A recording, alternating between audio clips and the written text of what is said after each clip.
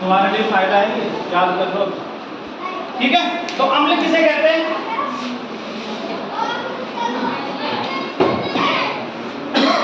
वे पदार्थ जो स्वाद में खट्टे नीले लिटमस को लाल कर देते हैं और जिनकी पीएच का मान कितना होता है? 0 से लेकर 7 तक होता है। खट्टे होते हैं स्वाद में और नीले लिटमस को क्या करते हैं?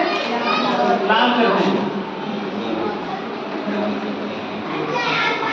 नीले लिटमस को लाल कर देते हैं, उनको क्या बोलते हैं? अम्ल बोलते हैं। अब नॉर्मल कॉमन भाषा में अम्ल आपके हिसाब से कौन कौन से हो सकते हैं?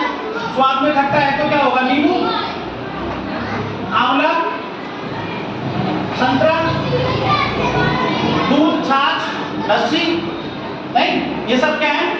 अम्ल होते हैं। जैसे HCl, HNO3, H2SO4,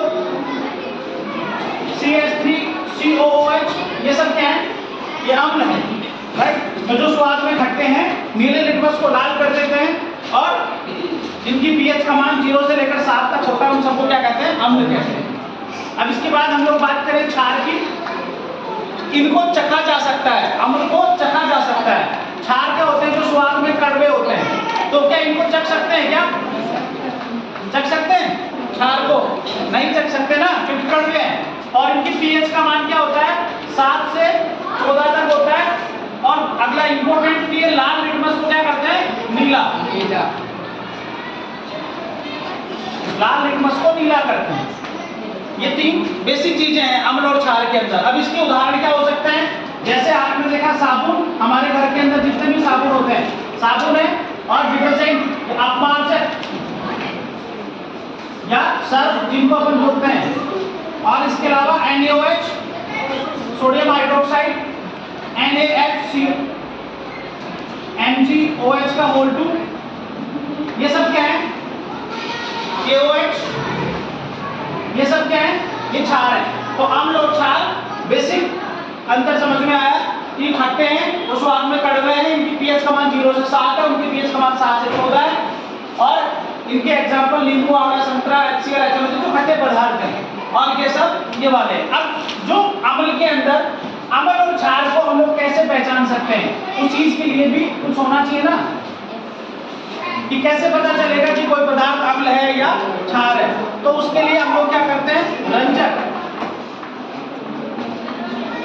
रंजक का मतलब क्या होता है? जो उसको आइडेंटिफाई कराए कि ये अम्ल है या क्षार है। ये 2 प्रकार के हो सकते हैं, कौन कौन से? प्राकृतिक और संश्लेषित। प्राकृतिक रंजक के अंदर अभी हमने एग्जाम्पल लिया था लिटमस का। लिटमस अम्ल को लाल को नीला, नीले को लाल, और क्षार के अंदर लाल को नीला करता है। इसके अलावा हल्दी, आपका गुलाब, इसके अलावा आपका गेंदा, जो फूल आते हैं ये सब भी, और इसके अलावा एक जो फूल गोभी होती है या पत्ता गोभी, फूल गोभी के अंदर ना, वो सब भी किसमें आती है? ये प्राकृतिक रंजक के अंदर काम आती है, कि हमें पता चल जाता है उससे आइडेंटिफाई। जैसे कई बार हमने देखा कि हम लोग खाना खा रहे हैं और सब्जी हमारे कपड़ों पर गिरी, तो फिर हम उसको वॉश करने के लिए किसका यूज करते हैं? वो सब किसमें आता है? वो प्राकृतिक रंजक के अंदर आता है। संश्लेषित के अंदर क्या आता है? जो बनाए जाते हैं। इसके अंदर 2 एग्जाम्पल मेन आते हैं, मेथिल ऑरेंज और एक होता है फिनोल्फ्थेलिन। ये याद रखना है आपको, मेथिल ऑरेंज और फिनोल्फ्थेलिन एग्जाम में आया हुआ है कि ये मेथिल ऑरेंज कौन सा रंजक है? ये एसिडिक रंजक होता है, अम्लीय है। मेथिल ऑरेंज कौन सा है? अम्लीय है। और फिनोल्फ्थेलिन कौन सा है? ये क्षारीय होता है। ये अम्लीय है, मेथिल ऑरेंज नाम से ही लग रहा होगा आपको, और ये क्षारीय होता है। तो ये रंजक होते हैं, प्राकृतिक और संश्लेषित।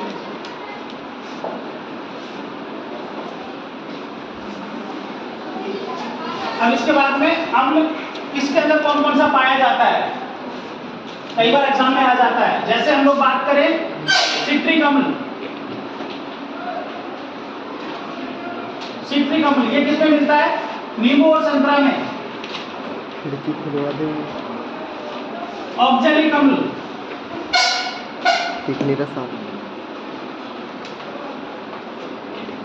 एसिटिक अम्ल, टार्ट्रिक अम्ल, मेथेनोइक अम्ल,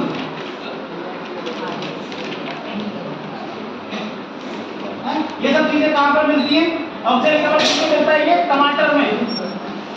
एसिडिक अम्ल ये सिरका, जो भी हम लोग चावनी वगैरह के अंदर खाते हैं ना, अचार वगैरह बनाते हैं कि उनको लंबे समय तक खराब नहीं हो, उनसे बचाने के लिए इसको डाला जाता है। टार्ट्रिक अम्ल, सब बहुत सारे लोग खाते हैं इमली को, ये इमली के अंदर मिलता है टार्ट्रिक अम्ल। चींटी वगैरह खा जाती है ना, ततैया चींटी, जिससे कि हमारे शरीर में सूजन आ जाती है, तो उसमें भी एक अम्ल होता है। कौन सा होता है? मेथेनोइक अम्ल। फार्मिक अम्ल भी बोलते हैं इसको। अब हम लोग बात करें कि अम्ल और क्षार की क्रियाएं क्या क्या हैं ना, जिसको बेसिक, एक जो सबसे इंपॉर्टेंट रिएक्शन होती है कि जब एसिड की रिएक्शन किसके साथ में करवाता है? मेटल के साथ में, धातु के साथ में करवाएं, तो क्या होगा? एसिड हमने लिया जैसे HCl, इसकी क्रिया किसके साथ में करवाई? जिंक के साथ में, तो क्या बना? ZnCl2 plus H2। तो इसमें गैस निकलती है, उस गैस का नाम क्या है? हाइड्रोजन। ये याद रखना आपको हमेशा कि जब भी अम्ल की क्रिया होगी मेटल के साथ में, तो उसमें गैस रिलीज होती है, उस गैस को क्या बोलते हैं? हाइड्रोजन बोलते हैं। अब इसके साथ साथ कौन सी क्रिया हो सकती है इसकी आगे से? धातु कार्बोनेट के साथ में इसकी क्रिया करवाएं, जैसे Na2CO3, इसके साथ में क्रिया करवाएं HCl, तो क्या बनेगा? लवण बनेगा 2NaCl plus H2O plus CO2, ये सारी चीज बनती है। और इसके अलावा एक रिएक्शन होती है जब एसिड और बेस, अम्ल और क्षार की आपस में रिएक्शन करवाएं, तो उस अभिक्रिया ये बहुत इंपॉर्टेंट है, उदासीनीकरण या न्यूट्रलाइजेशन। अभी बात कर रहे थे ना कि लवण के बारे में, तो उससे क्या बनता है? जैसे हमने बात की है HCl प्लस NaOH, एक अम्ल लिया और एक क्षार लिया, इससे क्या बना? NaCl plus H2O। क्या बना इससे? NaCl यहाँ क्या है? ये लवण है, और H2O क्या है? पानी। तो लवण और पानी, तो इस अभिक्रिया को क्या बोलते हैं? उदासीनीकरण अभिक्रिया। और इस अभिक्रिया के अंदर बहुत सारी एनर्जी निकलती है, ऊर्जा निकलती है ना? तो ये कुछ अभिक्रियाएं हैं जिनको हमें पढ़ लेना चाहिए, याद करना चाहिए। अब इसके बाद हमने किसके बारे में बात किया? पीएच के बारे में ना। पीएच क्या है? पीएच एक स्केल है, ये 0 से लेकर कहां तक होता है? 14 तक होता है। इसकी खोज या डिस्कवरी किसने की थी? सोरेनसन। सोरेनसन ने किया। इसने क्या बोला? 0 से लेकर 14 तक एक स्केल है, इसमें 7 क्या होता है? ये बीच में होता है, इसको क्या बोलते हैं? उदासीन या न्यूट्रल ना। 0 से 7 तक ये कौन सी होती है? ये एसिडिक होती है, और 7 से लेकर 14 ये क्या होता है? ये बेसिक होता है, नहीं? एसिडिक और बेसिक।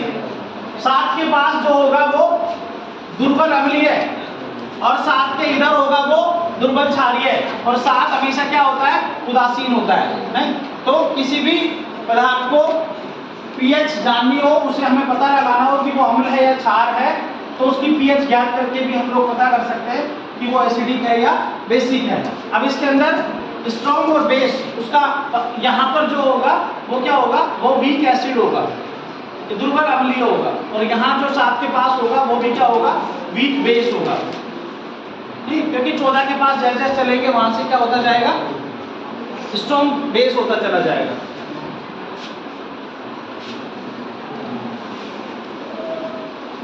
अब इसके बाद हमने पढ़ा था इसके अंदर एक एसिडिक रेन, अम्लीय वर्षा।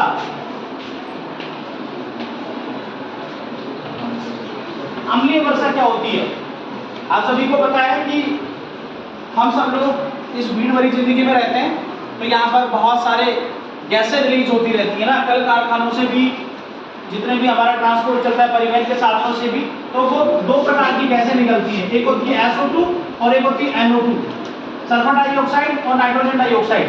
नहीं, ये दोनों गैसें निकलती है, और ये दोनों गैसें कहाँ जाती है? ये ऊपर जाती है। ऊपर क्या होता है? वातावरण के अंदर H2O यानी कि जल के कण, फ्यूम्स, जलवाष्प घूमती रहती है, तो ये इनके साथ में जलकर क्रिया क्या बनाती है? H2SO4 और HNO3, सल्फ्यूरिक एसिड और नाइट्रिक एसिड, ये दोनों चीजें बना लेती है। और ये चीजें जब बारिश होती है तो बादलों के साथ संघनन के साथ में बादलों के साथ में कहाँ पर आती है, बारिश के रूप में नीचे जमीन पर गिरती है। और इस वर्षा को क्या बोलते हैं, अम्लीय वर्षा। ये ऐसी बारिश जिसमें अम्ल के रूप में H2SO4 और HNO3 आते हैं, तो उसको क्या बोलते हैं, अम्लीय वर्षा, एसिड रेन बोलते हैं।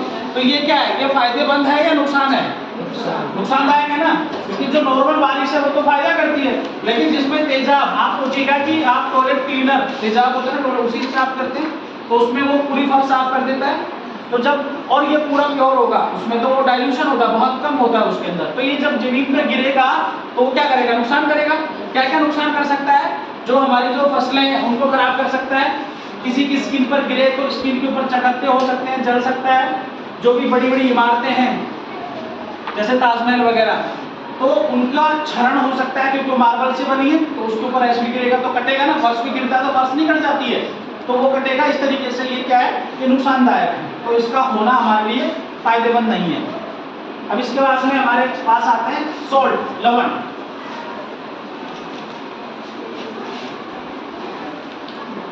लवण के अंदर क्या था आपके पास में, NaCl। इसका नाम क्या है, ये साधारण नमक नहीं, या इसको अपन बोलते हैं रसोई वाला, खाने वाला नमक भी होता है ना। कैसे बनता है ये, अभी हमने आपको बताया था कि जब HCl की क्रिया NaMH के साथ में होती है तो क्या बनता है, लवण और पानी बनता है, NaCl प्लस H2O। तो ये NaCl बना।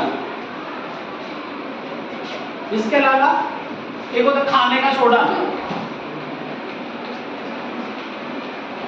खाने का सोडा, और दूसरा होता है धोवन सोडा या कपड़े धोने का सोडा। खाने का सोडा का सूत्र क्या होता है, NaHCO3, इसको बोलते हैं सोडियम बाइकार्बोनेट। क्या बोलते हैं, सोडियम बाइकार्बोनेट। इसका सूत्र होता है Na2CO3 और .10H2O। ये ध्यान रखने की बात है कि कपड़े धोने के सोडे के अंदर जल के 10 अणु लगे रहते हैं, उसके पास में कितने अणु लगे रहते हैं, 10 अणु, और इसका नाम क्या है, सोडियम कार्बोनेट। जबकि खाने का सोडा, जिसको रसोई में हम लोग यूज करते हैं खाने की चीजों में डाल के, तो उसको क्या बोलते हैं, सोडियम बाइकार्बोनेट। ठीक है, ये बाइकार्बोनेट है और ये सोडियम कार्बोनेट है। तो इसका यूजेज आपको पता है, कपड़े धोने का सोडा, कपड़े धोने के डिटर्जेंट बनाने के काम में करते हैं, और इसका सोडा ये खाने के काम में करता है। अब इसके बाद